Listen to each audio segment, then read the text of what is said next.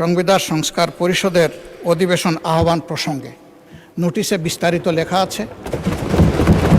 এই বিষয়টি এটা মাননীয় স্পিকারের এখতিয়ার। যদি মাননীয় স্পিকার সময় না দেন আমি বসে পড়তে পারি। মাননীয় মন্ত্রী, আপনি কথা শেষ করুন দয়া করে।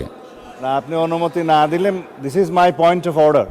যদি আপনি পয়েন্ট অফ অর্ডারটা ফর্মুলেট না, মাননীয় মন্ত্রী, আপনার কথা শেষ করুন দয়া করে। এই গরমে আরাম নিয়ে হবে না হাহুতাশ, ঘুরলে পরে ওয়ালটন ফ্যান বাতাস আর বাতাস।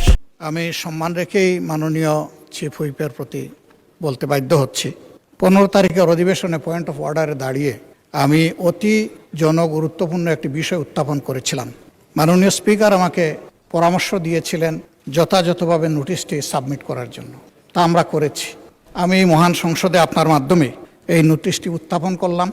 নোটিশের বিষয় হচ্ছে জুলাই জাতীয় সনদ সংবিধান সংস্কার বাস্তবায়ন আদেশ 2025, যেটা আদেশ নম্বর 1 এর অনুচ্ছেদ 10 অনুযায়ী সংবিধান সংস্কার পরিষদের অধিবেশন আহ্বান প্রসঙ্গে নোটিশে বিস্তারিত লেখা আছে। এই বিষয়টি আলোচনার জন্য উত্থাপিত হলো, আপনি আলোচনার জন্য মঞ্জুর করবেন। ধন্যবাদ মাননীয় স্পিকার। তারকা চিহ্নিত প্রশ্ন এবং 71 বিধি এটা শেষ হওয়ার পরেই আমরা যে কোনো বিষয়ে আলোচনা উত্থাপন করব। এটা মাননীয় বিরোধী দলীয় নেতা যে বিষয়ে উত্থাপন করেছেন, আপনি 71 বিধি শেষ করার পরে যদি আপনি চান, ইনশাআল্লাহ তাকে সময় দিতে পারেন এবং আমরা এই বিষয়ে আলোচনা করতে পারি।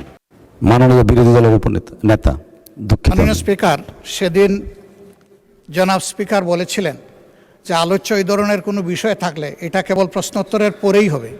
আমি সেই মোতাবেকই দাঁড়িয়েছি এবং আমি মনে করি এটা আমার অধিকার এবং দায়িত্ব। আমি বিশ্বাস করি এটা আপনি এইভাবেই গ্রহণ করবেন। ধন্যবাদ আপনাকে। মাননীয় স্বরাষ্ট্রমন্ত্রী মহোদয়। মানে চিফ, যদি 1 মিনিট টাইম। মাননীয় স্পিকার, আপনাকে ধন্যবাদ। এটা মাননীয় স্পিকারের এখতিয়ার। যদি মাননীয় স্পিকার সময় না দেন আমি বসে পড়তে পারি।